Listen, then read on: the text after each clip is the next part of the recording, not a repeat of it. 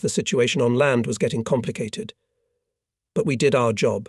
Ships and naval aviation almost every night mined enemy fairways in the Finnish Skerries, in the Abensky Strait, and in the eastern part of the Gulf of Riga. These daring actions were successful, stealthy, and without losses. It cost us a lot of trouble to ensure the conduct of our convoys along the routes Tallinn-Kronstadt and Tallinn-Munzurd. We were alarmed by cases of blowing up ships, even when they were following strictly in the keel behind the minesweepers. "What's the matter? Why our minesweepers do not destroy mines?" indignantly asked the fleet commander at the flagship mineral captain 3rd rank AK, Tulinov. He shrugged his shoulders. "We do everything, but for some reason it does not work." Urgently called the best specialists from Leningrad. Captain 1st rank Ivan Alexeyevich Kiriv, a great expert in minesweeping, who had sailed on minesweepers back in the First World War, came with them. Having familiarized themselves with all the cases of blowing up the ships following the trawls, the mine gods at once confidently declared Hitlerites use special mines, electromagnetic and acoustic. We need special trawls. But let me ask the commander, where can we get such? It turned out that the Maritime Scientific and Technical Committee has long developed domestic electromagnetic and acoustic trawls. They have already been tested and received the highest marks. Now both trawls are being improved, Kiriv calmly explained. This reference amazed us all. We, it turns out, have good trawls, but we want to make them even better, and meanwhile ships are being blown up and sunk, people are dying. The fleet commander contacted Moscow. A few days later, a wooden trawler with an electromagnetic trawl came to Tallinn. We let it into the very mines. It worked perfectly. The latest magnetic mines exploded far beyond its stern. Soon a second ship came in. There were no more electromagnetic minesweepers yet. If only we'd gotten such wooden boats before the war, they would have saved dozens of ships and hundreds of human lives. We in the headquarters understood perfectly well that the enemy will try to widely use the Abensky Strait for their maritime transportation. That's why we mined the strait, sent here submarine patrols, kept destroyers in Munzunda, torpedo boats at Mintu Pier, and a squadron of bomber aviation at Kagul airfield on the island of Ezel. The shore-based 180mm battery on the Svobe Peninsula was also aimed at the strait. Planes of the 73rd Air Regiment were conducting a continuous reconnaissance of the area. I was not once present at the telephone conversations between the fleet commander and the commandant of the island area AB Eliseev. Alexei Borisovich asked Komflot, "How are things in Urban?" The general invariably replied, "Everything is in order. The reconnaissance flew. The enemy has not detected. Observers of our battery are also both watching the strait. Once again check the readiness of torpedo boats and aviation. Do not miss the convoy." A few minutes later, a similar conversation took place on the phone with the new commander of the Fleet Aviation, General M.I. "Samokin," he usually replied. "Do not miss. We will strike." And suddenly on July 12th, the commander of our heavy battery on the peninsula Svobe, Captain Stiebel, reported that he was shelled by 3 Nazi destroyers. The Nazis fired badly. There were many underflights. Of course, artillery medium-caliber destroyers no damage to the turret battery could not bring. It's like mosquito bites to an elephant. But the very fact alarmed us. Where did our intelligence look? How could this happen?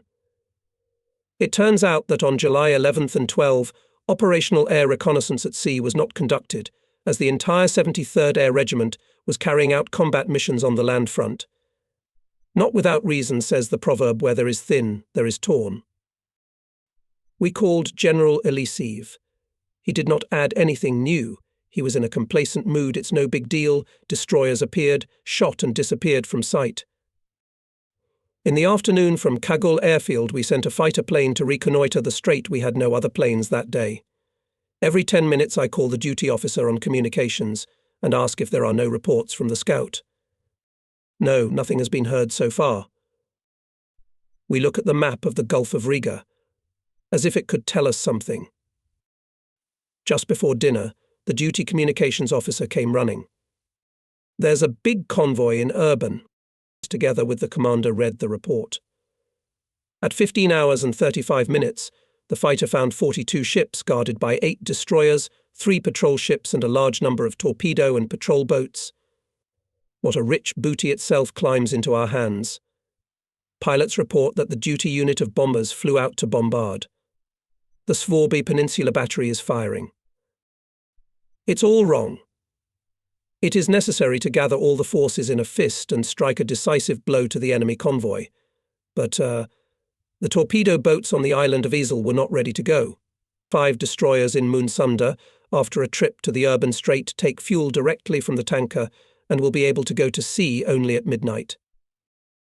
The commander of the detachment of light forces, Rear Admiral V.P. Drozd, who was in Tallinn, nervous. He urges the fleet commander to allow immediately go to sea with 2 destroyers, Sterigoshi and Angry. At Kayasa, he will meet the rest of his ships and lead them in an attack on the convoy. Komflot gives the go-ahead. Drozd communicates by radio with all his ships and orders them at 3 hours 30 minutes to be at the rendezvous point. Both destroyers at full steam go to sea. Yes, something to think about. The enemy is detected at 15.35. We at headquarters learned about it 2 hours later, and destroyers from Moonsunda will leave only at 4 a.m., in other words, 10 hours after the discovery of the convoy. That's what it means not to have a systematic reconnaissance, secured fleet anchorage, well-organized supply, and communications today did not work well. Fleet commander orders to immediately strike the convoy with all possible forces from the air. 24 bombers took off from the airfield. At 20:00 received a report from the submarine S-102 at Cape Kolkasrags detected a large convoy. Enemy ships go under the very shore in shallow places.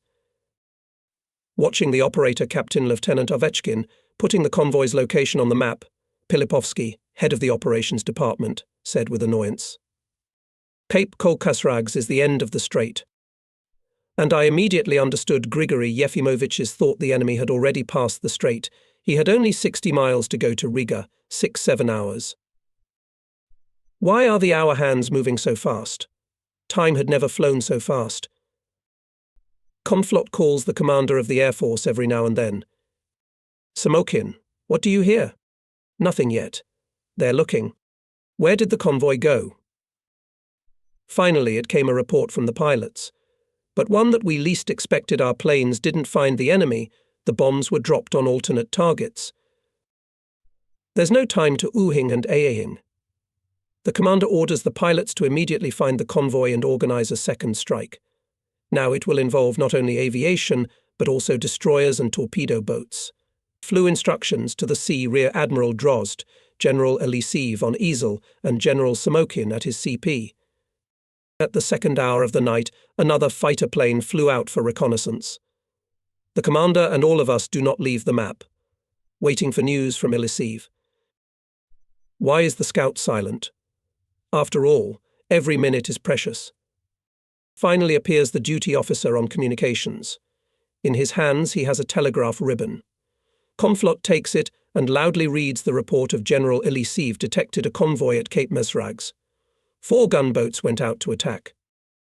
"How many miles from this cape to Riga?" asks the commander of the duty operator. 30. All mentally calculate, will the convoy have time to take refuge in Riga before it is attacked by our forces? And then time seemed to stumble and stretched slowly. Torpedo boats at sea. In the air bomber aviation. We're waiting for results, and still no results. Finally a call from the island of Isle.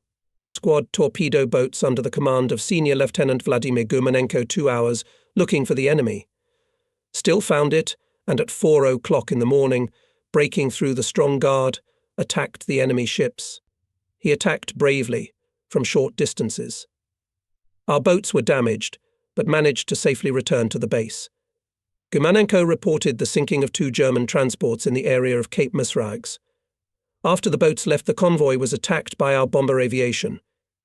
Pilots observed direct hits of bombs and the death of transports and minesweepers. The strikes were carried out in groups of 5 to 9 airplanes. In total, more than 70 airplane sorties were made. The attacks did not stop until the convoy was drawn into the western Dina.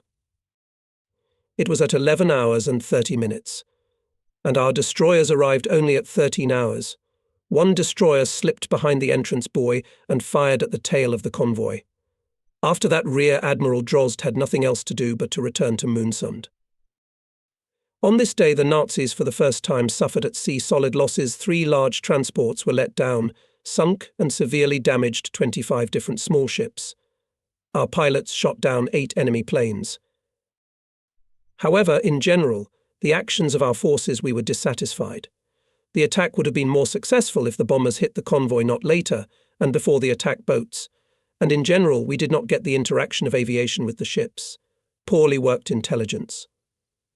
As a result of all these blunders, some of the enemy ships reached their destination, and there was a full opportunity to send them to the bottom, every last one of them.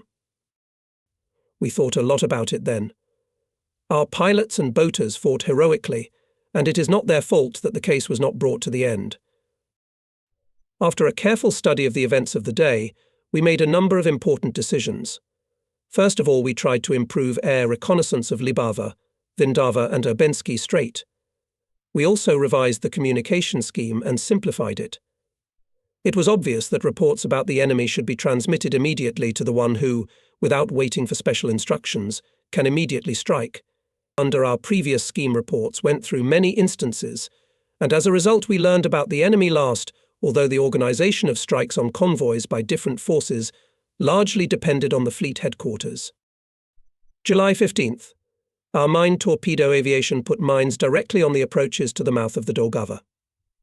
On these mines a few days later blew up a large Nazi tanker. There were more successes, but they could not calm us down. Again and again at the fleet headquarters we discussed the issues of combat interaction. It became obvious that without friendly work with General Elisiv and his staff, we cannot correct the situation. I had to meet with Elisiv and talk about everything. For this purpose, on July 19th, I went to the island of Isle. By car we reached the port of Rohikul. Here we got under heavy bombardment and sat in some pit for about an hour. There was no other shelter. We could not understand what exactly the Nazis were bombing. The already destroyed port? Burnt-out wharf lines? Broken apartment houses and blown-up oil storage tanks. There was charred, twisted iron sticking out everywhere, the smell of burning in the air, not a soul around. And the bombs continued to fall and plough the black, greasy from fuel oil ground. Apparently the plan of Hitler's command today was to bomb Rohikul, and the plan was blindly carried out. As the airplanes left, the noise of the engines died down. A patrol boat cautiously approached the burned pier. With no less caution, and we sneaked to it, jumping from one burnt log to another. As soon as we stepped on the deck, the boat rushed and flew into the strait. Lieutenant Yuri Fyodorovich Azaev managed the ship perfectly. We are carried along the quiet surface of the strait with 20 knots speed. We're approaching the Koivisto wharf. We are moored dashingly. I sincerely admire the skillful, precise work of sailors. As a former destroyer's XO, I'm quite satisfied with it. Thank you, bosun. You have a good mooring crew. I say goodbye to the tall petty officer of the first article. I also say goodbye to the commander, thanking him for the excellent mooring. He smiles broadly. On the shore I am met by the Chief of Staff, Lieutenant Colonel A.I. Okitinsky, firmly bunched, taut. We get in the car. I ask to drive slowly, carefully inspecting the terrain. On both sides of the highway is boiling work sailors. Red Army and local residents build pillboxes, bunkers, digging ditches, install hollows. Closer to the coastline erected anti-landing obstacles and urgently completed the battery. General Elisiv's staff correctly aimed its efforts. Soon it is in these bays Hitlerites will try to land their paratroops and with shame will get away. During the whole day I did not see a single person who was not engaged in matters connected with the defence of the island. The natives had organised themselves into building parties. Sailors and soldiers were bringing in and dropping off materials and engineering parts. The clanking of iron, snorting of trucks, blows of shovels and axes, and sometimes muffled explosion sappers were digging into the rocks with the help of toll. The commander of the coastal defence of the Baltic area, aka the commandant of all the islands, or, as we called him in telegrams, KRBOBR, Major General AB. Ilisiv, an old Baltic sailor Bolshevik, together with Brigade Commissar GF. Zaitsev invested a lot of energy to prepare a worthy response to the enemy. Their labour was not wasted. Each island turned into a mighty fortress. The chief of the political department, Regimental Commissar LEE. Kontsov, was of great help to them. The headquarters built a good command post of the field type, with reliable protection from aviation bombs. General Ilisiv met me, took me to his dugout, where there was a small table and 2 benches. Many formation chiefs were not very clear about the staff work and its specifics. They explained all failures and difficulties by the lack of authority of their own or higher headquarters. I had already gotten used to it. No sooner had we settled down at the table than the general began to lay out his grievances. I barely had time to write it down, realizing that until he said everything he had accumulated in his soul, none of our conversations about cooperation, battle management and intelligence will not succeed. Tell the military council that I have very few field troops, not enough anti-aircraft guns, not enough small-caliber artillery to repel landings. Recorded? He asked.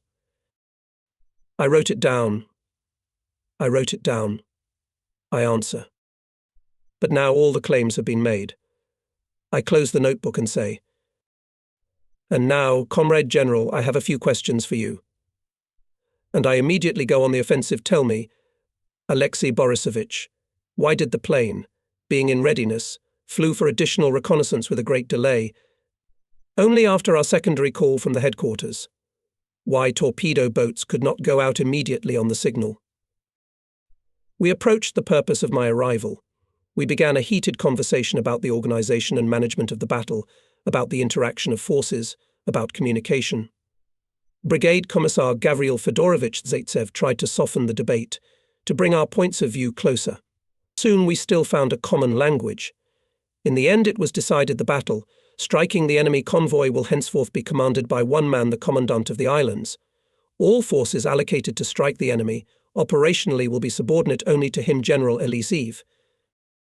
We immediately developed the basic schemes of aerial reconnaissance, direct communication with the ships standing in Moonsunder, with submarines which were on patrol duty in Urban. Zaitsev was satisfied and, treating me to tea, noted, "I see that the conference at the highest level has come to its happy conclusion." Yes, he was right. I passed AB. Elisiv's claims to Tallinn by telephone. The chief of Rear Moskalenko already in an hour telegraphed the majority of requests will be satisfied. We with Ilisiv toured some parts of the coast. There were still flaws in the anti-landing defence. The general agreed with our comments and immediately gave his staff the necessary orders. We visited batteries and construction sites. On the move, we solved urgent issues. In the evening, I returned to Tallinn. I immediately went to the operational map. I see that the front line has moved away from the city, G.E. Pilipovsky explains. Parts of the 8th Army strengthened and hold positions on the line Parnu-Tartu. During the day, they drove the fascists 20 kilometers to the south. It's quite good. And how are things at sea? The chief of the operations department takes the magazine. Yes, as if it's not bad either. Torpedo boats Captains 2nd Rank Cherokov and Solomatin made a successful raid and again put mines on the fairways at the Finnish base Porvoo. I'm looking at the map. And what are these crosses? I ask the operational duty captain, Lieutenant Ovechkin. Usually rosy-cheeked, fresh as a cucumber, Ovechkin today something greyed, it seems, tired much, but still smiling. It is our boats, already returning. Near Carey Island met 4 enemy patrol boats. 2 of them were sunk. Their graves are marked with crosses. Comflot ordered to pass this place by control trawling, Pilipovsky adds. The enemy may have placed mines there. The necessary orders have already been given. While we were talking, the frantic crackling of anti-aircraft guns began. Shot ships and batteries on the shore. White tulips dotted the blue sky. Fighter planes were screeching. After about 10 minutes everything quieted down, only to start again soon. At precisely defined times, morning and evening, an aerial scout appeared over Tallinn. Just that evening it was shot down by either pilots or anti-aircraft gunners. But it's not important. What is important is that it was shot down. The pilot, who parachuted down, was captured and brought to our headquarters. The sailors from the guards had to work hard to bring the Hitlerite. In one piece on the way there were a lot of people who wanted to treat him to a slap. Here at the interrogation he behaved pathetically and cowardly. He could not tell us anything useful. The results of the measures taken by us were reflected. All convoys in Urban were now detected in time, and crushing blows were dealt to them. Early in the morning of July 26th, the operational duty officer at headquarters reported to me.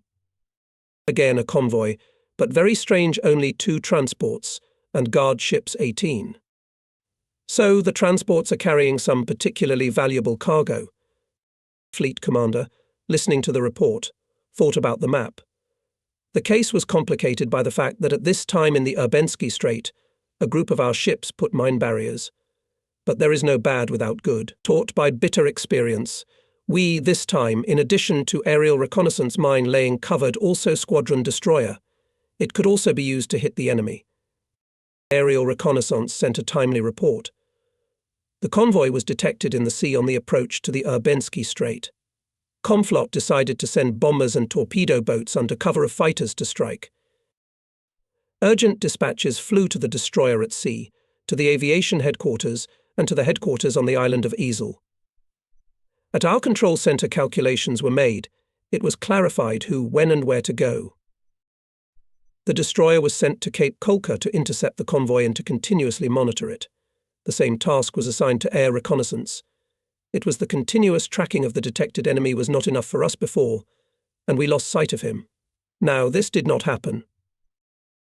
At 13 hours and 23 minutes, the detachment of torpedo boats Captain Lieutenant S.A.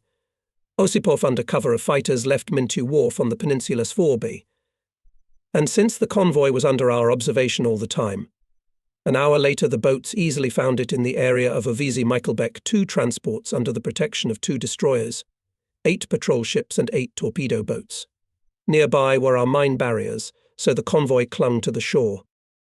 Our bombers also quickly found the enemy and struck even before the torpedo boats approached. One Nazi vessel caught fire. It turned out to be a tanker. It burst into flames with a huge fire.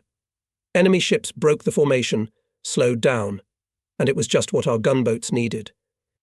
The fascists, fighting off the airplanes, saw the boats when they were already very close.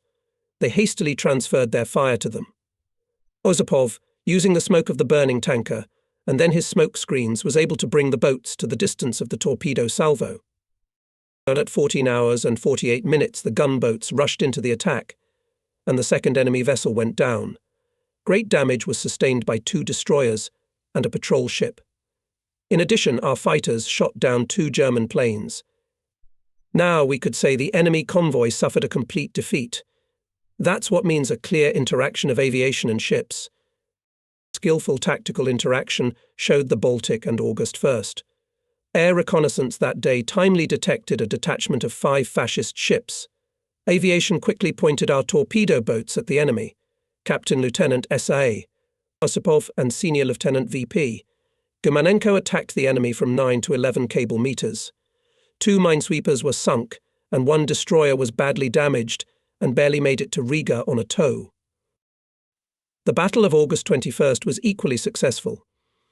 Having timely noticed the enemy convoy, the air scout clearly reported about its place, composition, course and speed. Having received this information, our destroyers Artem and Surovi under the command of Captain 2nd Rank S.D. Solukin immediately dropped anchor. In the area of Cape Mazrags they caught up with the convoy, and despite the firing of enemy coastal batteries and raids of junkers, from 50 cable meters they opened fire and set fire to 2 patrol ships. A large self-propelled barge, moving as part of the convoy itself, was thrown onto the coastal rocks. A few days later it was smashed by a storm.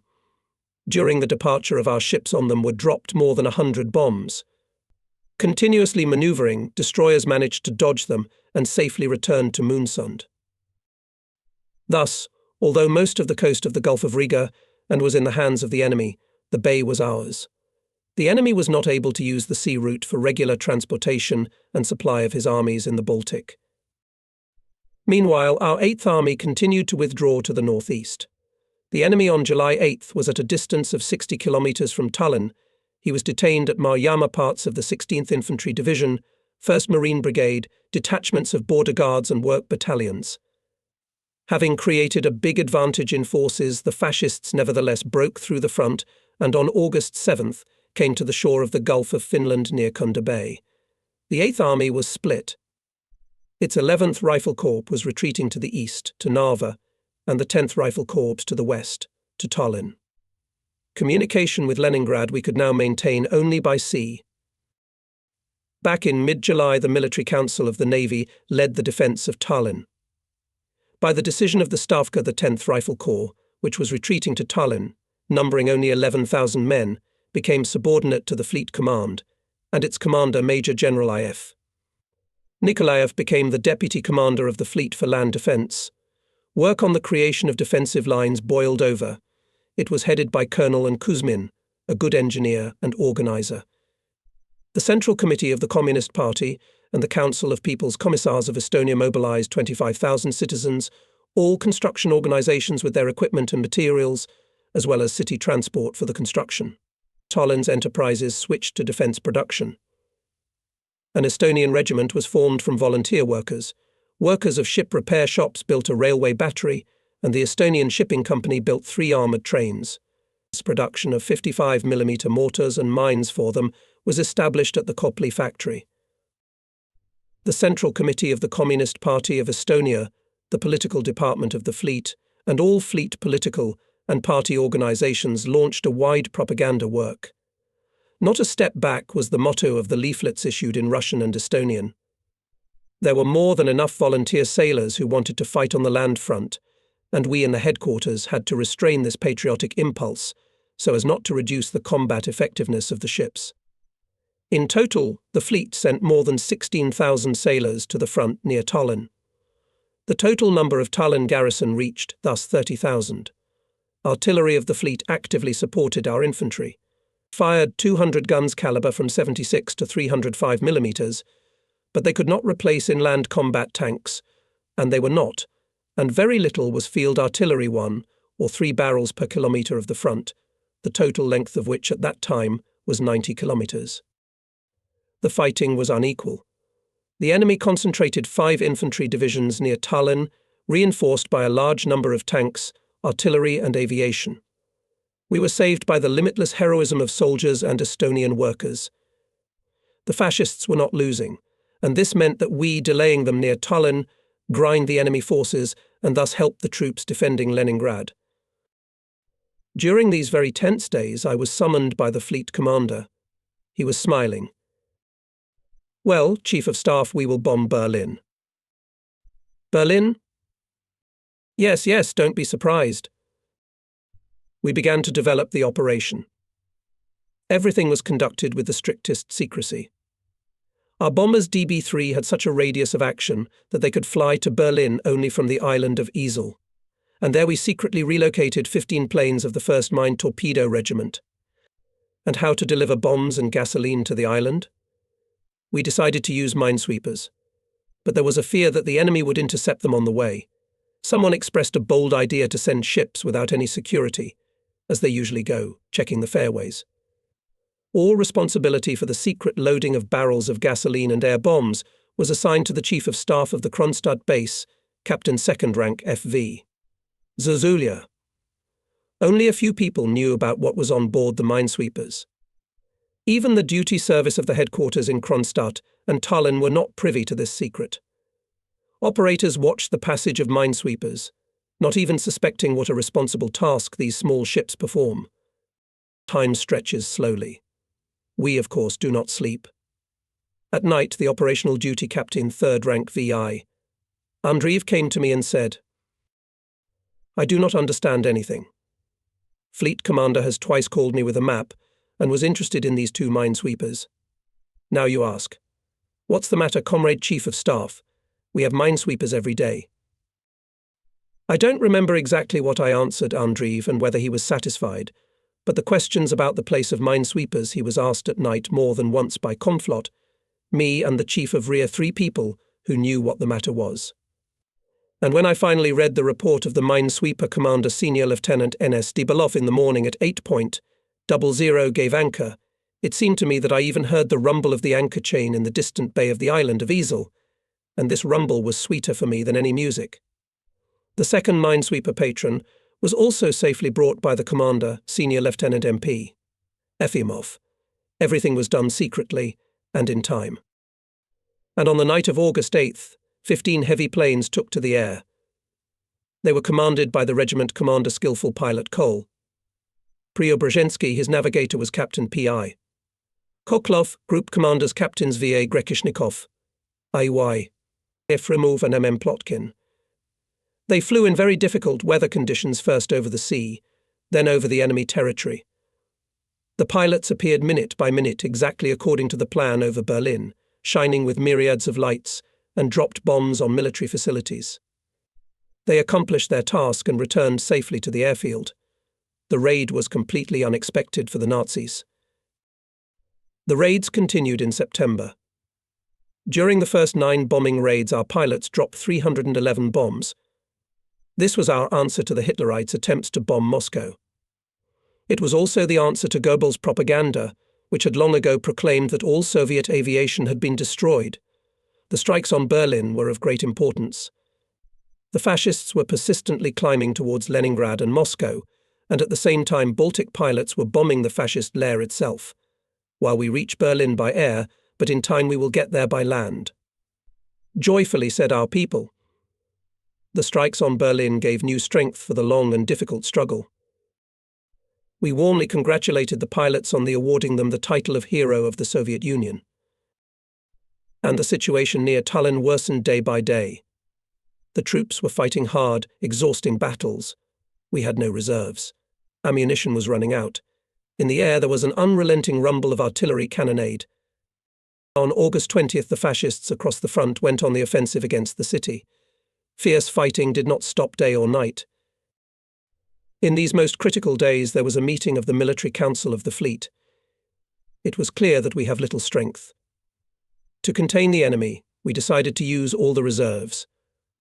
In particular, we sent to the front all the employees of the Pubalta, political workers of coastal units and institutions of the fleet. So we recruited more than 200 people. It was a huge force. Their authority, the ability to inspire and lead people, rectified the situation in many areas. The former professor of the Leningrad University Regimental Commissar Orest Veniaminovich Tsiknovitsa went to the front line. We used to know him as a man of extraordinary erudition, an excellent lecturer. And this intellectual and scientist found himself in the place where the enemy was making 15 to 20 attacks a day. In the battle, the commissar of the battalion was killed. Tsiknovitsa took his place. He led the soldiers in a counterattack, and the enemy fell back, and so on and so forth. The battalion held the line until it received the order to withdraw. Regimental commissars N.A., Gribenshikov and S.A. Krasnikov replaced the out-of-service regimental commanders. The same bravely acted near Tallinn instructors of the political department battalion Commissar Ioselev and senior political officer Ilya Igolkin, writer Anatoly Tarasenkov, military correspondent of Pravda Nikolai Mikhailovsky. They were with the soldiers of the cover groups in Kadriorg Park when the main forces of the garrison were already being loaded onto ships, and they did what communists should do. They were there where the fiery party word was needed most of all. August 26th. 6 o'clock in the morning. During the night repulsed strong attacks on the city. The enemy is infiltrating in small groups into the suburbs. All airfields are occupied by the enemy. Our aviation flew to the east. The fleet and the city are under bombs and shells. The beautiful Pirita is burning.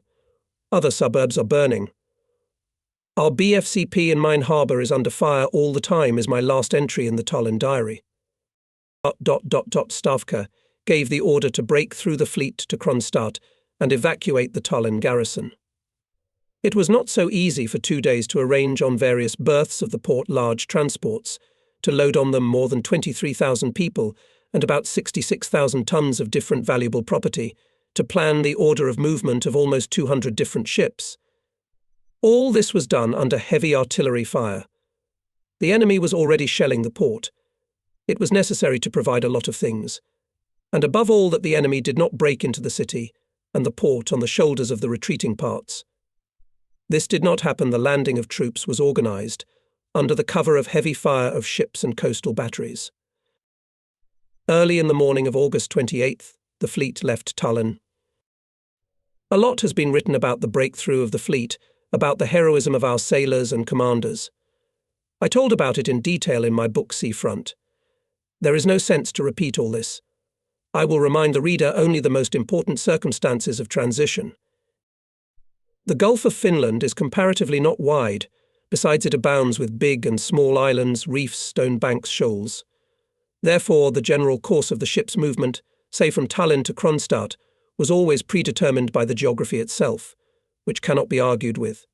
The fleet had to pass 321 kilometres, and most of the way under the continuous influence of enemy aviation and artillery, as both coasts were in the hands of the enemy. There were his airfields, and on the capes stood batteries. About 125 kilometres of the way lay through a minefield consisting of more than 4,000 mines. To force it required at least 100 minesweepers, and there were 25 of them. And since all our aviation due to the lack of airfields flew to the east, the armada of ships went without air cover. With bitterness we left Tallinn. During its defence the fleet fired 549 rounds at the enemy, releasing more than 13,000 shells.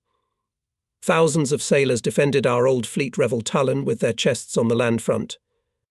And now we have to leave this dear city. Goebbels' propaganda hastened to announce on the same day that the entire Soviet Baltic fleet had been destroyed in Tallinn. But our ships persistently went forward. As the first deputy conflot, I followed on the leader Minsk with the second echelon of the fleet headquarters.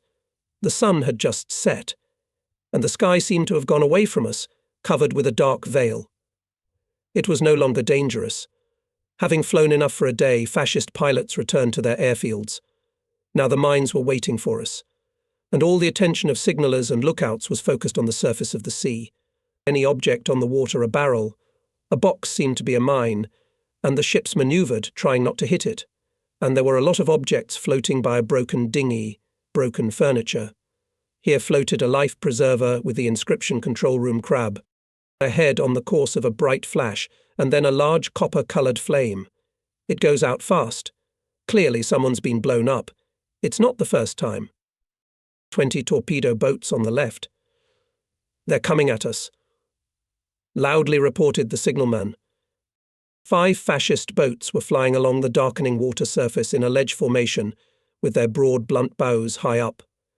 Far off to the sides white storms seemed to be the wings of large birds soaring low over the sea. The commanders raised their binoculars to their eyes. There was silence on the bridge. Everyone waited for the command. I remembered the peaceful days when, during the exercises, standing sometimes on the bridge of the target ship, looking into the evening twilight and worried, what if our boats do not find the target? Or even worse, they will find it, but torpedoes will miss. And how we all rejoiced when the foamy trace of a torpedo passed under the keel of the ship. All over the upper deck rumbled, "Well done." Boatmen, it was like that not so long ago. And now the gunboats are bringing doom. The commander of the leader, having lowered his binoculars, turns to me.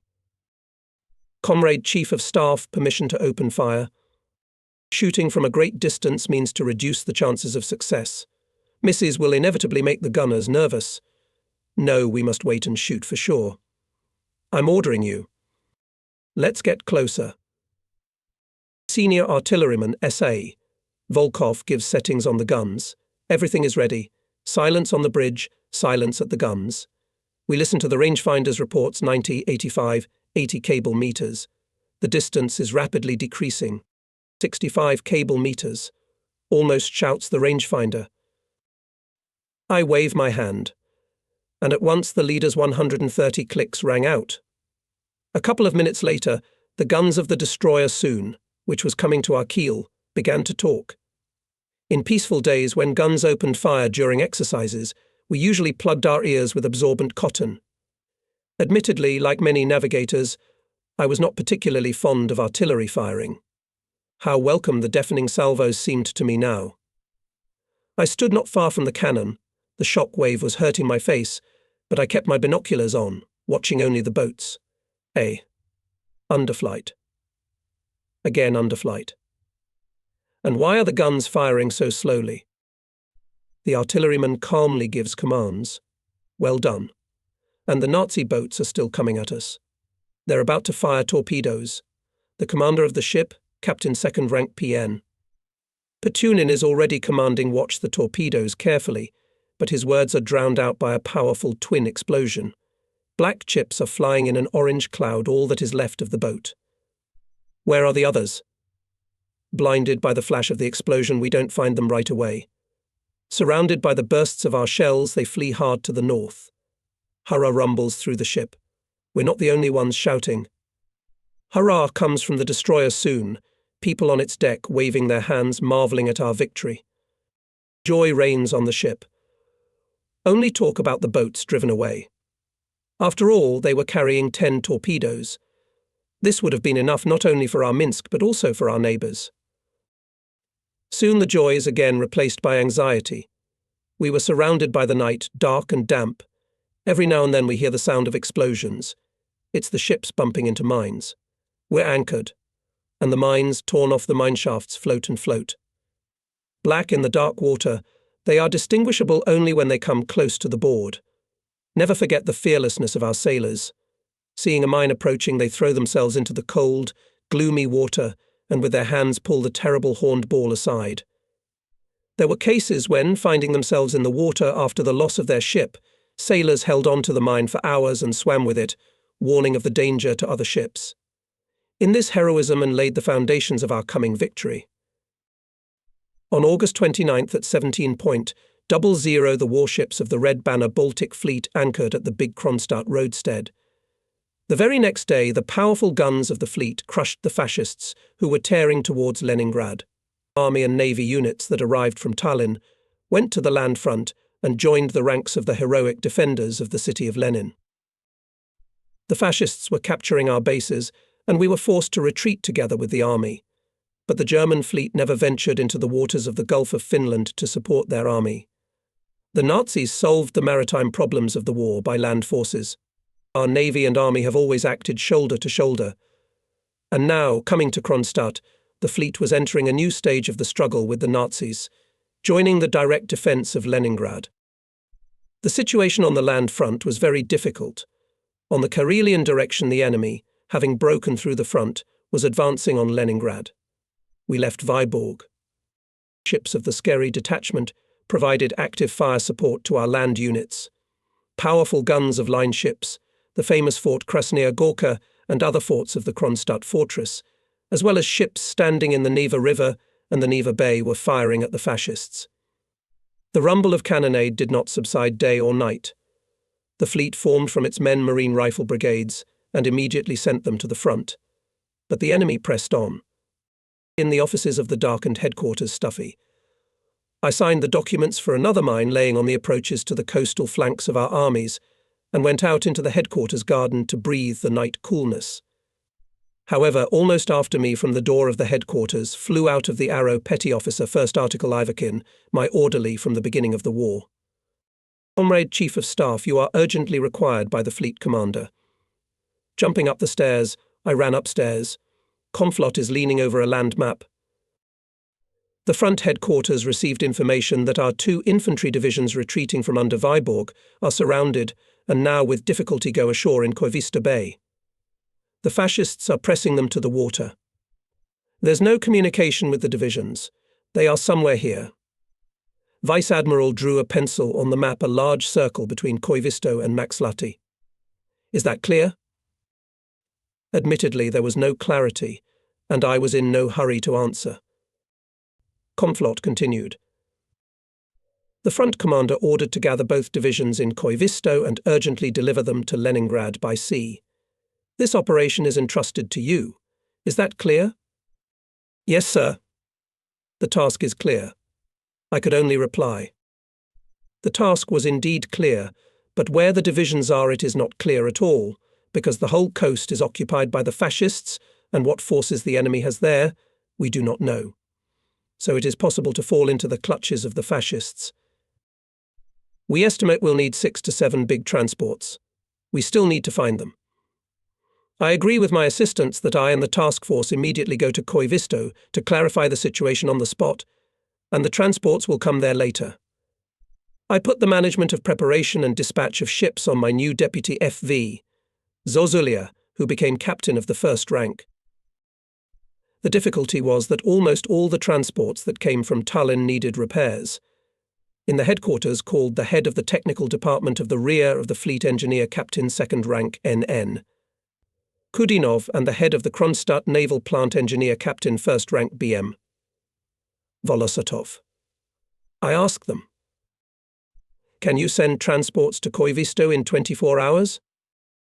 Apparently they wanted to say the terms are unacceptable, but having understood the task, they sighed and said that they would do their best. And indeed, afterwards we learned that the transports were hastily repaired and released to the sea in time. On September 1st, early in the morning, we set out on a hunter boat.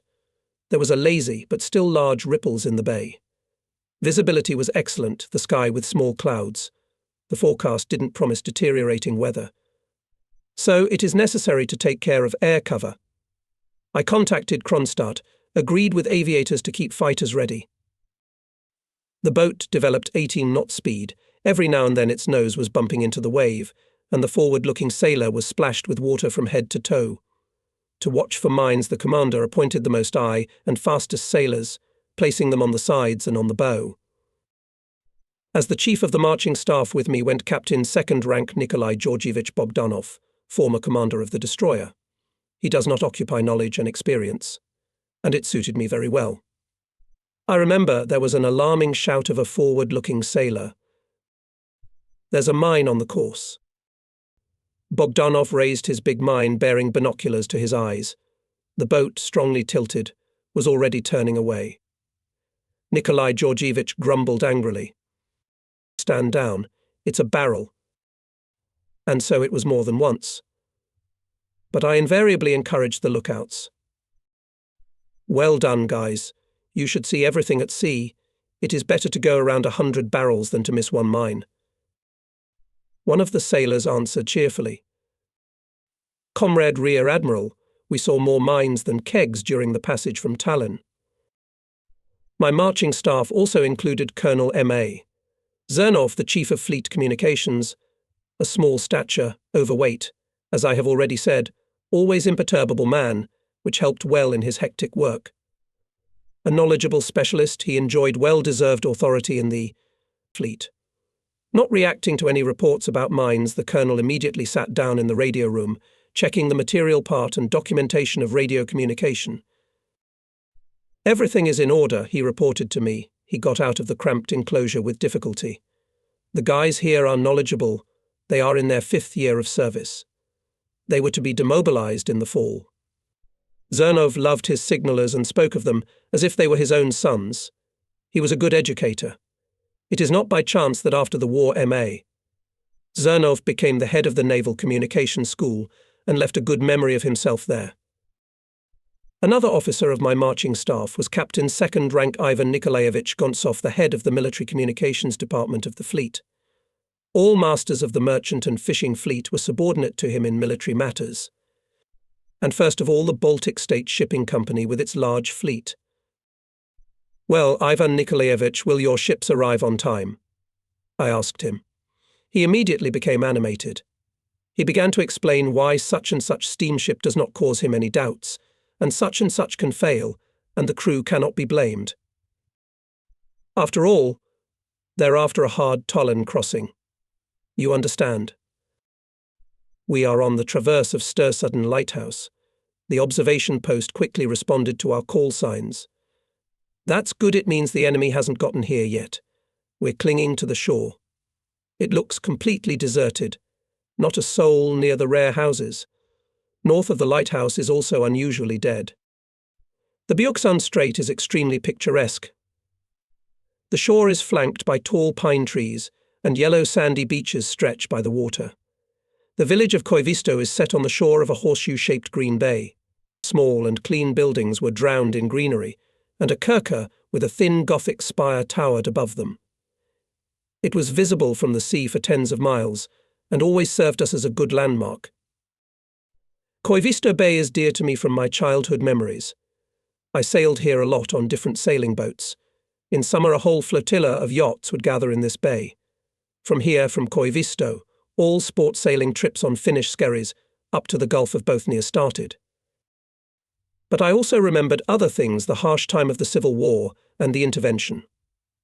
In the Björkesund Strait, as the reader already knows, the British squadron was based at that time and supported the White General Yudenich, who was attacking Petrograd. From here, English torpedo boats raided Kronstadt. However, the interventionists soon had to leave in disgrace. Well, the time will come, and the fascists will be chased away from here, I thought, looking at such familiar and favourite shores. On the roadstead of Koivisto stood 2 of our gunboats, armoured boats and landing barges of the Skerry group of ships. It was quite an impressive artillery force. The gunboats had 130mm guns. From the commander of the Skerries Brigade, Captain 3rd rank Lazo, but we learned that the personnel of the Vyborg fortified sector of coastal defence and a special detachment of sailors covering the withdrawal of 2 divisions from Vyborg had already been delivered to Bjorky Island, and a circular defence had been established there. Captain 2nd rank Bogdanov contacted the commander of the artillery division. Batteries were ready to cover our transportation with fire, but no one knew where the fascists and our troops were. From Kronstadt reported that the patrol ships found nothing suspicious in the sea and that 2 transports have already left the port of Leningrad. Gontsov became animated. So, they will come at night. We moored at the pier. The shore was empty. Probably the soldiers are hiding in the woods. We sent sailors there. Soon several army commanders appeared on the pier. They didn't know where their headquarters were. They looked gloomy, exhausted. Their voices were hoarse. I asked, "Do you have many wounded? Where are they?" They answered almost in unison, "A lot. All the huts are full, and they are still lying in the woods." I informed them of the purpose of my arrival and ordered them to urgently look for someone from the divisional command. Every minute is precious. It began to get dark. Behind the woods the glow of fires was blazing. Shooting was heard. Arrived the commander of the 115th Division, General V.F. Konkov, with the remnants of the headquarters and political department. The commander, a Red Army officer, short in stature, dense, kept cheerfully, overcoming fatigue. He was taught, gave orders short and clear. We quickly drew up a plan of action. First of all, we need to organize a cover for the withdrawal, for which to allocate the most capable units. Accompanying the division commander officers rushed to fulfill the order. "But I have no guns or tanks," said the commander. "Nothing. We have guns on the ships. We will support." We agreed to load the wounded first, then the rest of the soldiers. The commander says that he and his staff will be the last to leave the pier together with us. We agreed on a lot of things, but some things we did not take into account. In an hour the pier was filled not only with wounded, but also with healthy soldiers. Someone fell into the water in the crowd. Captain 2nd rank Bogdanov arranged the sailors and with the help of army commanders quickly set up the commandant's service.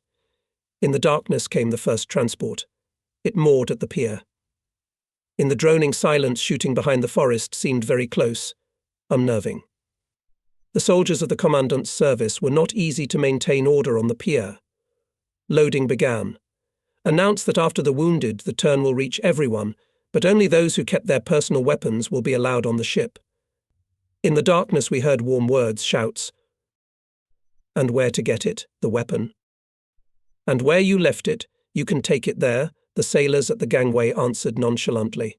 "You'll make it to the steamer in time. We'll wait for you." The commander of the division quickly formed companies. Many soldiers were separated from their units. There were few commanders, some were wounded, others died in the fighting. Often the company was led by a junior commander and led it to the landing. Loading was fast and organized. Sometimes even heard jokes and laughter, and away from the pier huddled gloomy soldiers, those who were without weapons. I approached them. "Comrade Admiral, we have not lost our weapons for good. We are not to blame, we were in battle. I felt sorry for the boys. I was about to allow them to land when 2 or 3 of them rushed into the forest. Soon they came back with a machine gun or a rifle. I remember a young fighter running, catching up with the company going to the pier, and shouting, "Brothers, I've got a ticket for the steamship," and shows a machine gun, although without a disc. The transport is already full. But where is the second one? Gontsov is nervous. There are still thousands of people on the shore. And suddenly I receive a report at the entrance to the Byorky Strait. The transport exploded on a mine and sank. We were getting discouraged. Captain First Rank Zojuli's radiogram cheered us up. Another transport was sent to replace the lost one. At night it moored at the pier. Quickly load it too. The commander reported that with darkness the fascists weakened the pressure from the front. Suspicious maybe they're bypassing the bay. I proposed to finish the evacuation before dawn, before the enemy reconnaissance flew in. But the third transport, the largest, turning around at the roadstead, ran aground. The captain demands tugs. Ivan Nikolaevich Gontsov rages on the bridge of the ill-fated steamer, but the captain is adamant give him a tugboat, and basta. We had to send Bogdanov to help Gontsov. Bogdanov had a short conversation. He simply told the captain that in 3 hours the fascists would be here, and that he did not intend to give them the ship, and therefore the transport would have to be blown up. The captain did not expect such a turn of events and asked for at least some boat to be able to anchor. The boat was found, and by dawn the transport stood at the pier, taking another regiment with equipment. The captain personally supervised the loading, hurried the soldiers and himself placed them in the holds and cabins. During the night other transports came up and took the soldiers without delay. In the darkness we did not dare to go to sea. We were afraid of mines. We stood on the roadstead. When it dawned, machine gun and rifle shooting intensified in the forest. Ship's anti-aircraft guns slammed. A fascist reconnaissance plane was circling above us. We did not wait for him to call his bombers. Requested the promised help from our aviators. Soon 2 of our fighters appeared, chased away the scout and began to patrol over the raid. How happy everyone was at once. This is a great thing, support from the air. The transports quietly dropped anchors and left the bay. Gunboats were docked at the pier. Their task is to take on board the covering units. Waiting. And the pier is gradually filling up with civilians. They are peasants from the surrounding villages, already occupied by the enemy. Our Tallinn experience told us that it always happens like this. New passengers appear at the last minute. And you can't leave them here. We must take them. The last transport has disappeared behind the cape, and armoured guard boats are rushing after it. And women with children and old men are coming out of the forest. We take them on board and make them comfortable. At last the Red Army men in sweat-wet uniforms showed up. Some of them are wounded. On fresh bandages, scarlet blood. These are the soldiers of the cover. Sailors help them climb on deck. The shore is deserted. Overcrowded cannon boats are letting go of their moorings. "Well, Admiral," as if everything is in order, says the division commander cheerfully. Leaving a few boats just in case, we also give the moorings in the evening. Just turned around, we see a big dog rushing along the shore. He ran to the end of the pier and howled desperately. A young snub-nosed sailor signalman excitedly reported to the boat commander. "Comrade Senior Lieutenant, there's a dog on the pier asking to be taken aboard." Voices were heard on the deck. "We must take it. It's our dog," from the canal boat. We had to go back to the pier. From a distance of a few meters, the dog jumped on the boat's tank. He squealed with joy and caressed every sailor. "You won't, bitch, go owel," joked the soldiers. We're sailing through the strait. All around is silence. Here comes Stir Sudden. We raise our call signs. We've been carrying them for 5 minutes. No answer. Zernov is nervous. Are the slackers asleep? It can't be. An experienced senior enlisted man is there. We come a little closer. Suddenly a white pillar grows not far from us, and a sharp clap is heard. A shell of relatively small caliber, either a field gun or a tank. At the same time, a machine gun rattled. Everything is clear. The communication post and the lighthouse are occupied by the fascists. The boat rushed away from the shore and lay on the same course. We heard the signal dinner for the crew. The XO invites us to the wardroom. The guests were let forward. They hardly mastered the narrow vertical gangway. "Comrade Admiral," exclaimed the division commander, looking around the cramped but cosy cabin. "Yes, you have here, as in a good restaurant. And we can't remember when we had a normal lunch, and we haven't seen hot food for a long time." Hearing this, the messenger sailor treated the greying commander and his companions with special, I would say, filial affection. The table was set in the usual ship's manner: white tablecloth, cutlery, glasses, and a decanter with vodka, according to the wartime ration. As they say, the dinner was held in a friendly, cordial atmosphere, and, I note, with repeated addition of our Navy borscht. We overtook all the transports. On their decks there is no place to fall an apple. The soldiers had been through a lot for the last days, and still the cheerful harmonics were heard from the ships. Here it is, unbending, unflappable, our Soviet soldier. Kronstadt from the sea seemed a grandiose ship coming at us. It lit up with bright flashes. The heavy guns of the northern forts were firing on the Karelian Isthmus, and battleships and cruisers were hitting the area south of Oranienbaum. On our right, the guns of Krasnaya Gorka were pounding heavily. On both banks in the enemy's position fires were blazing. Black smoke was rising high up the wall. In the air there was a silent rumble. The fleet was crushing the fascists, helping their army. The commander and I stood silently on the deck. "Great firing, Kronstadt," he said with admiration. "And a deep faith was in our souls. All failures are temporary. The time will come, and the enemy will be defeated." From under the very nose of the fascists, the fleet transferred 27,000 soldiers to Leningrad. It was a great help to the front. In total, more than 28,000 people were evacuated from the Karelian Isthmus together with the wounded and civilian population. There was nobody left in Koivisto. The last boats came to Kronstadt without passengers. September 1941 was tense for us. The fascists were tearing towards Leningrad. 400 barrels of naval artillery of caliber from 152 to 406 mm helped our infantry to repel enemy attacks. And not only by the fire of naval guns we assisted our valiant army.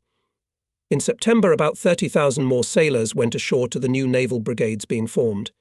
In total, 83,000 Baltic sailors fought on the shore. On September 4th, the fascists began daily shelling, and from September 8th, an aerial bombardment of Leningrad. September 8th is also considered the first day of the blockade, because the Germans captured Schlüsselburg, and thus the encirclement of the city from the land was completed. We had only one way to communicate with the country, through the stormy Lake Ladoga. The first raid of fascist aviation was hard for Leningrad. The enemy dropped 6,327 incendiary bombs. They caused 178 fires in different parts of the city. A lot of destruction was also caused by 48 high explosive bombs, each weighing 250 to 500 kilograms. With a heavy heart, we looked from the headquarters tower at the flames raging over Leningrad. One after another we heard explosions. Our native city was burning. The fascists went on the offensive along the whole front, from the north, from the south, from the east, where they tried to cross the Neva River at the section Porogi-Shamatevka. With great difficulty, all these attacks were repulsed. The fascists hysterically yelled that the Baltic fleet of the Russians no longer existed, and the Swedish press, with the calmness of an outside observer, reported on the appearance of Soviet submarines near Tallinn, near the island of Somers. And it was true, the M97 and M77 had gone to sea from Kronstadt for reconnaissance. By mid-September, the fascists had broken through to the shore of the Gulf of Finland in the area of Peterhof-Strelna. Now the entire sea canal, the only way to maintain communication between Kronstadt and Leningrad, was viewed and shot at by the enemy. A new complication was created for us. Back in August, our aviation put mines on narrow Finnish fairways in skerries according to a specially developed plan. Torpedo boats also put mines according to the same plan. And here in the hard days of September, the commander of the fleet aviation, General Samokin, calls me on the phone. What you do not congratulate the aviation, because on our mines blew up and drowned the Finnish coastal defence battleship Ilmarinen. On the same occasion I was approached by boatmen. They were convinced that it was their mines that killed the battleship Ilmarinen near Ute Island. We argued for a long time, though the argument was pointless. The mine was primarily ours, Baltic, and it worked well. The chief of the political department of the fleet, Divisional Commissar VA, Lebedev, in the past a teacher, a highly educated political officer, an intellectual in the highest sense of the word, often came to our headquarters and always reported something new and encouraging. He told us how our sailors were fighting, how persistently our heroic pilots were attacking the fascists. Sometimes you listen to him and involuntarily come to the thought, that's it, tomorrow fascists will be kaput. Alas, kaput did not come soon enough, but Nachpibolt's optimism helped us in difficult days, and I liked to listen to him. On September 15th, the fascists were in 10 kilometers from the city. Hot fights did not subside neither on the ground nor in the air. From the explosions of bombs and shells rocked the ground. But Leningrad and Kronstadt stoically held on. Starting from September 16th, the fascists began to bombard the ships in harbours and on raids. Apparently they were badly hindered by the fleet destroyed by them more than once. On September 19th, the fascists began to bomb Kronstadt. The first raid did not cause us any significant damage, but the subsequent raids, which involved up to 250 airplanes, brought a lot of trouble to the city and the fleet. Soon the Nazis began to bombard Kronstadt from heavy guns installed on the southern shore behind Oranienbaum. The fleet headquarters and the military council had to move outside the city to the barracks of coastal defence units in the western part of Kronstadt. We did it in time, because the next day the building of the fleet headquarters was riddled with shrapnel. The window panes together with the frames flew out on the sidewalk. The boat M97 returned from the sea. Captain Lieutenant A.I. Malnikov scouted the area in detail and at the same time sank a fascist transport on the Tallinn roadstead.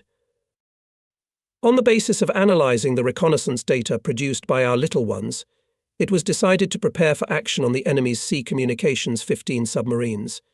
This caused great enthusiasm among submariners. They were eager to fight. They wanted to strike the enemy again and again. At party meetings, communists consulted on how to better and more reliably prepare for the campaign material part. The Chief of Staff of the Submarine Brigade L.A., Kernikov, said, "Well, at last, we are standing in the harbour and waiting for the Nazis to hit us with a shell or a bomb. In the sea and safer, and will be good for the cause." Lev Andreevich was right. Submarines in harbours or even on Kronstadt raids were really vulnerable. The headquarters had outlined in the first place the exit of 5 submarines. Among them was the submarine Strait 320 Captain Lieutenant I.M. Vishnevsky. She sank a transport in the southern Baltic. It was not easy to achieve this victory, because the convoy was on a shallow place. We learned about it even before Vishnevsky's return, from the press of neutral countries, which, mocking the imaginary domination of the Germans in the Baltic, assured readers that the southern Baltic swarmed with Soviet submarines. I can't help but recall our first Baltic Red Banner submarine Strait 323. It received a high award on January 17, 1942. The boat was commanded by an experienced submariner, a participant of the war with the White Finns, Lieutenant Captain F.N. Avantsov. Leaving October 10th from Kronstadt, Strait 323 repeatedly forced minefields. In the Baltic, Avantsov persistently searched for the enemy, and found. October 16th in the evening he sank a Nazi tanker. The second half of October in the Baltic was stormy. The wind sometimes reached 10 points, breeding fall heavy waves, and so the boat's vertical rudder failed.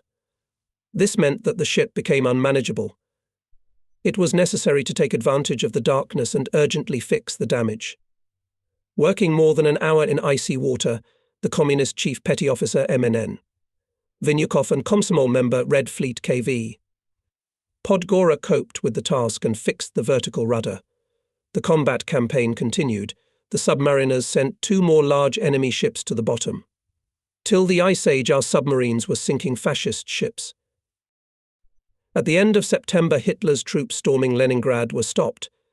they began to entrench, to pass to defence. Remaining in the rear, heroically held under the blows of the enemy, our naval base Hanko, under the command of Lieutenant General S.I. Kabanov and his faithful battle companions Divisional Commissar A.L. Ruskin, Chief of Staff Captain 2nd Rank PG. Maximov, Chief of Staff Captain 2. G. Maximov, Chief of Political Department Regimental Commissar P.I. Vlasov, as well as many illustrious commanders of units Major General I.N. Dmitriev, Captain B.M. Granin, Captain 2nd Rank M.D. Polygaev. Kankovtsi kept the enemy in extreme tension, managing not only to withstand, but also to occupy 19 surrounding islands. Fascists repeatedly tried to storm the base, but all their attempts were in vain. Hanko turned into an impregnable fortress. Worse were our affairs in Moonsund. Having started the attack on the islands from the mainland in the first days of September, the fascists landed on the island of Muhu on October 13th.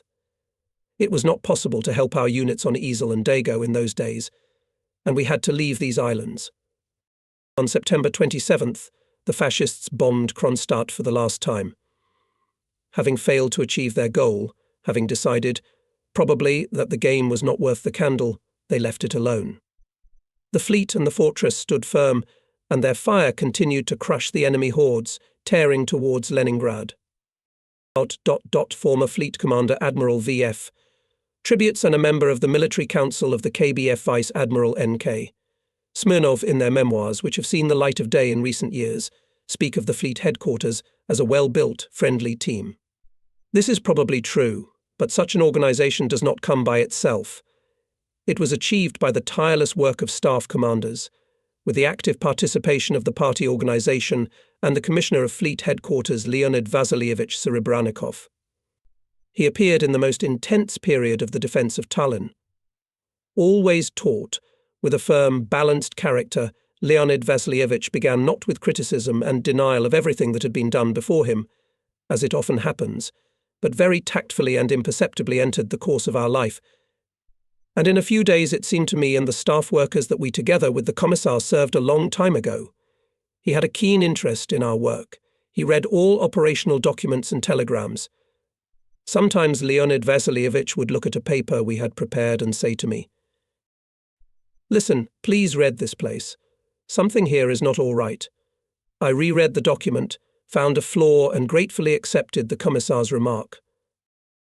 It is known that any forced withdrawal under the onslaught of the enemy generates neuroses in all levels of leadership, and especially where there are unstable, irascible people.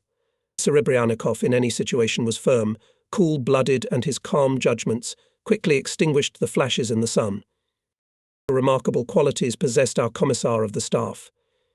It is not by chance that a year later he received a new high appointment. He became the head of the political department of the Ladoga military flotilla. We had to pay a lot of attention to Ladoga. Ladoga military flotilla was subordinate to the commander of the Baltic fleet at that time. Battles were already going on the shores of the lake. The enemy ring around Leningrad was closing. Communication with the country was maintained mainly only through Ladoga. Back in the summer, the Baltic fleet sent to Ladoga 6 gunboats equipped from self-propelled shalloons, which used to carry the soil raised by dredgers. These vessels of displacement up to 1,000 tons and with a speed of no more than 7 knots were armed with 300mm or 230mm guns. In addition to the cannon boats, the fleet transferred to Ladoga patrol ship Perga, minesweepers, converted from small and not very seaworthy tugboats, such as Izyorets, and other small ships. The oldest Baltic destroyer Sibirski Strelok, left from the First World War, rearmed and renamed now as Konstruktor, has been preserved on the lake. At first the flotilla did not have its own aviation and anti-aircraft units. There were a lot of things to do. The rear base of the flotilla in Schlisselburg was being created anew, but it was soon under attack. The 4th Marine Brigade was urgently formed from sailors, parts of which entered the battle on the outskirts of Schlisselburg. The northern detachment of ships of the flotilla, it was commanded by Captain 3rd Rank EIT. Salagin evacuated Leningrad women and children, wounded soldiers, brought ammunition and replenishment to our fighting divisions, supported them with their fire. Salagin, now Captain 1st Rank, doctor of naval sciences, once told me. You can imagine we had to drive the ships through skerries between islands already occupied by the enemy. You go through a narrow, straight silence. And suddenly from both sides frantic machine gun and mortar fire. Where to go? One way out forward, full speed. We shoot back from both sides. And then there's aviation. Fortunately, the Germans didn't bomb badly. Finally, we've skipped the strait, we hurry to the shore, and there are German tanks. Our artillerymen engage them in a duel, drive them into the forest. And passengers are already waiting for us on the cape. No moorings. We stick to the shore, lower the gangways and take on board women and children. And all this in full view of the enemy. Every voyage was expensive, but still, we saved thousands of people. In one of the voyages, Saladin and his navigator Popeny were wounded, but remained on the bridge until they brought the ships to the base. More than once that fall Ladoga landed paratroops in the rear of the fascists. Not all of them were successful, but they kept the enemy in constant tension and already played their role. Battles for Schlisselburg broke out. The city was defended by units of the 1st NKVD Rifle Division, 1 battalion of the 4th Marine Brigade, and small units of the flotilla. The fleet supported them by the fire of ships standing on the Neva. On September 6th, Nazi bombs destroyed the flotilla headquarters building. Management of ships and units was broken. The headquarters crossed to the right bank of the Neva River in the area of Osinovets Lighthouse. On September 8th, our troops left Schlisselburg. The fascist troops tried to develop the offensive. They were stopped by the fire of our ships and coastal batteries. The ancient Russian fortress Oreshek on a small island was on the enemy's way. The scarlet flag continued to fly on its tower. Here fought 350 infantrymen and sailors. The main firepower of the fortress was an artillery battery led by Lieutenant P.N. Kochenenkov and political officer A.G. Morozov, 2 76mm guns and 3 40-50 guns. Oreshek was 200 meters from the enemy. Tens of thousands shells and mines fell Hitlerites on heroic garrison, destroyed all buildings. But the fortress lived and fought, holding back the onslaught of the enemy. From Smolny they were always asking how things were going with cargo transportation through Ladoga. The city had 14 days' supply of flour, 7 days' supply of fuel for tanks and aviation. Ships, having overcome 115-kilometer way across Ladoga, stood in the roadstead. There were no berths. Cargo was ferried to the shore by boats under bombardment and shelling. The Military Council of the Leningrad front made a decision to urgently build berths and railroad lines to them in Osinovets and Morgy bays. Construction units of the Leningrad front and the Navy were urgently transferred here. The deputy commander of the Ladoga military flotilla for transportation, Captain 1st Rank N.Y. Avramov, supervised the works. At the same time, a new navigable fairway was laid from Osinovets on the western shore to Chernaya Satama Bay on the southern shore. In Chernaya Satama, a shallow bay large ships had never visited before. The fleet sent to the lake its hydrographers headed by Captain 3rd Rank G.I. Zima. Within 3 days, Lieutenant E.P. Turov and his subordinates made measurements, circled the fairway, along which the first barge with evacuated workers of Kirov plant was brought to Chernaya Satama from Osinovets by the minesweeper TSH-37. The new highway went into operation. In those days I visited the lake. It was buzzing. Black clouds carried low over the water. The whole shore was in foam. But from the Osinovets roadstead there was a scraping sound. A dredger was working. I was told that it was commanded by an old riverman, NNN. Portnov. Bajameister at him IX. Gusev. They dredged the approach fairway to the piers under construction. They worked in a storm and wind. In peacetime, in such weather, no dredger went into the lake. Nikolai Yulovich Avramov was in charge on the shore. He and I were old acquaintances. In the 20s we served together on the Black Sea. He had a very colourful appearance. His face was framed by big, thick sideburns, just like a skipper from an old sea novel. Nikolai Yulievich, an experienced sailor, back in 1912 graduated from the Marine Corps, sailed a lot, participated in the First World War, near Riga led a company of sailor scouts in battle, was wounded. When he was cured, he went back to the navy. In the first days of the revolution, the sailors of the destroyer Lieutenant Ilyin elected him commander of the ship. In Soviet times, he became a teacher. In the navy, all knew him as the author of wonderful textbooks on marine science. But the war began, and the scientist again became a combat commander. He commanded a military flotilla on Lake Peipsy. Now he's fighting on Ladoga. I'm asking how things are going. Avramov waved his hand in annoyance. Not work, but misery. He complained most of all not about the lack of labour, not about enemy bombing, but about the weather. The Ladoga is raging. Look, he pointed to the shore. Sappers and sailors were building a pier. The waves sometimes covered them from head to toe, knocked them down, threw them on the rocks. People got up, collected scattered planks and logs, and again axes clattered.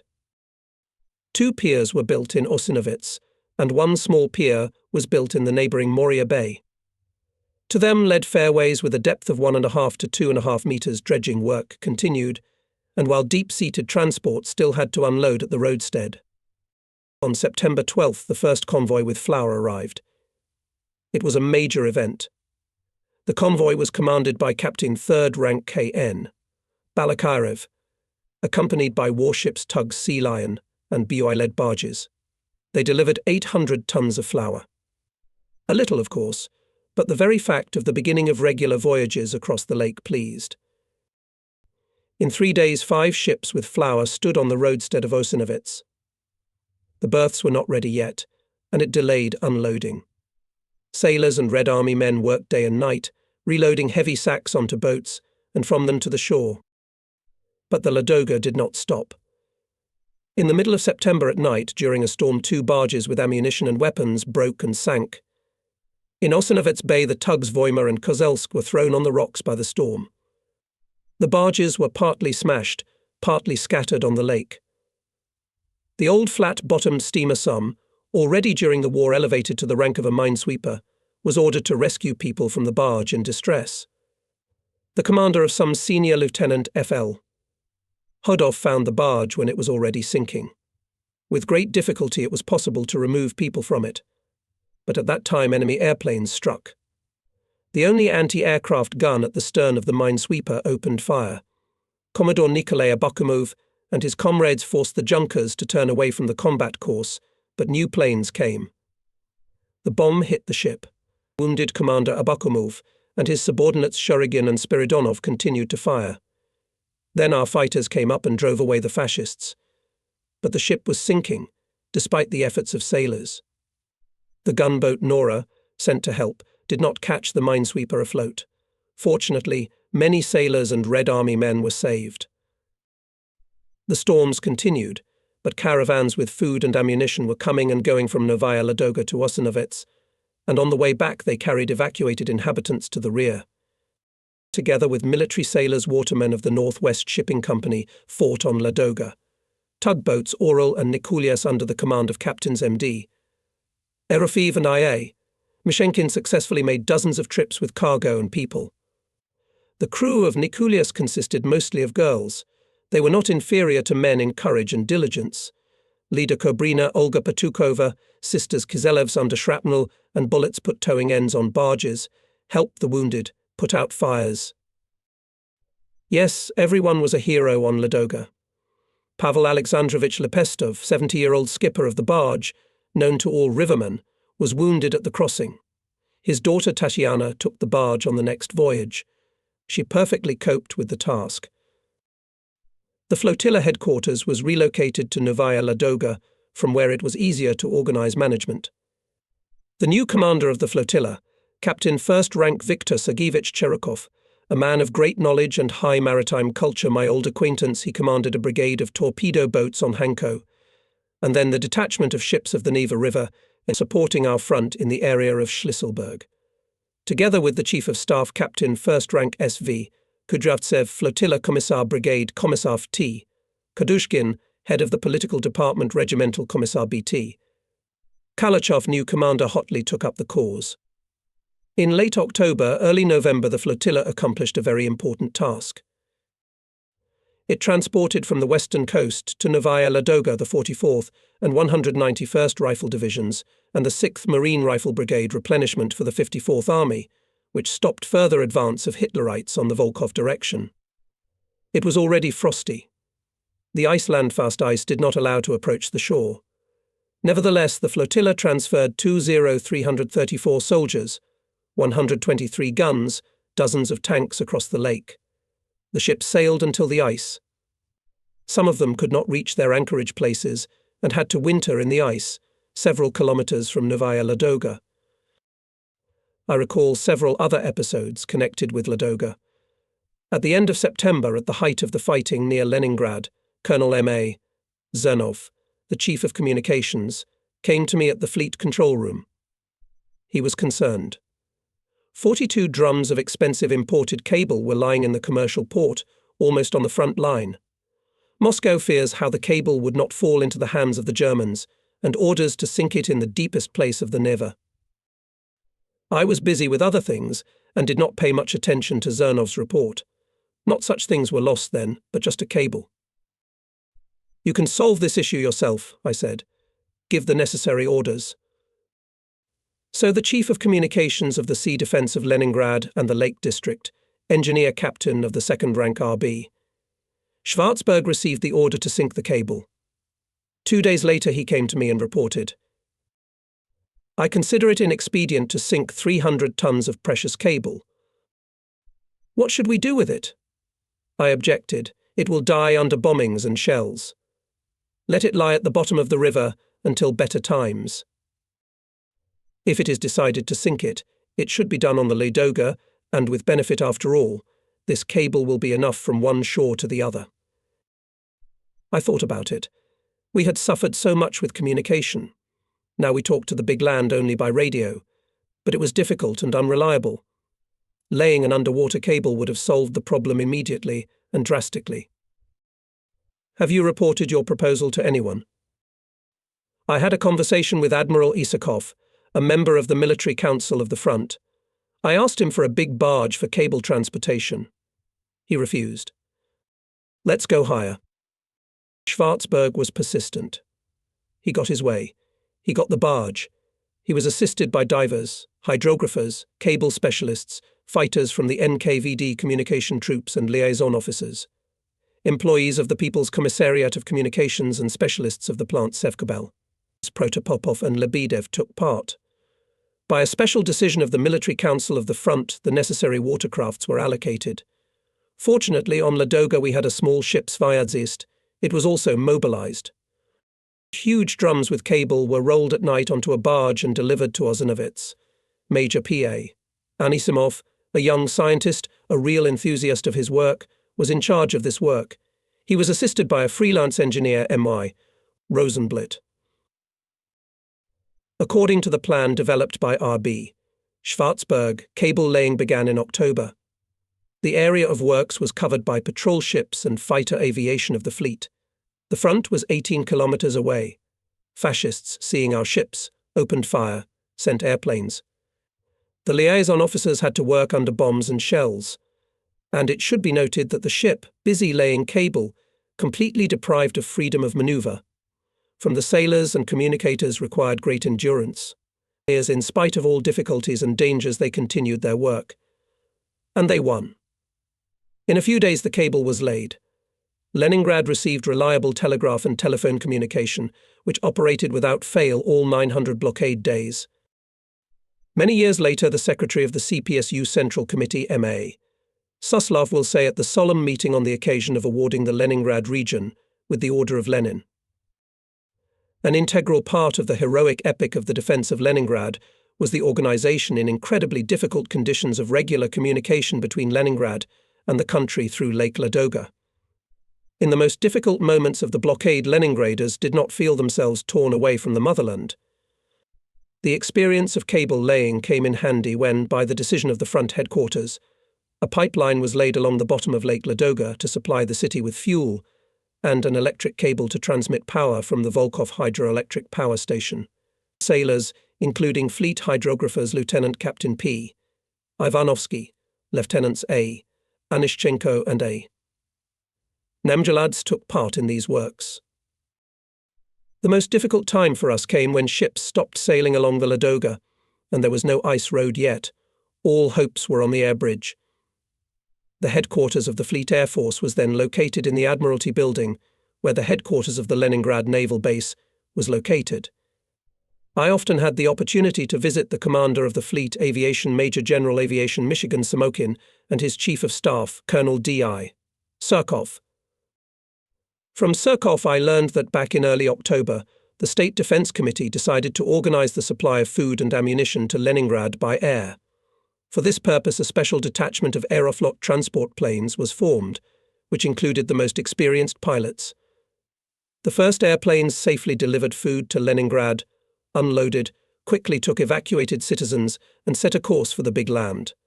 That's when they were attacked by fascist fighters. The airplanes of pilots K. Mikhailov and L. Ovsyannikov were shot down. The wounded pilots showed exceptional courage, reached the shore and landed their machines on the ice. The lives of dozens of people were saved. The pilots were flying without cover. Each flight could have been their last. But they flew. The pilots took 3 tons of cargo instead of 2 tons. In a day they made up to 6 flights.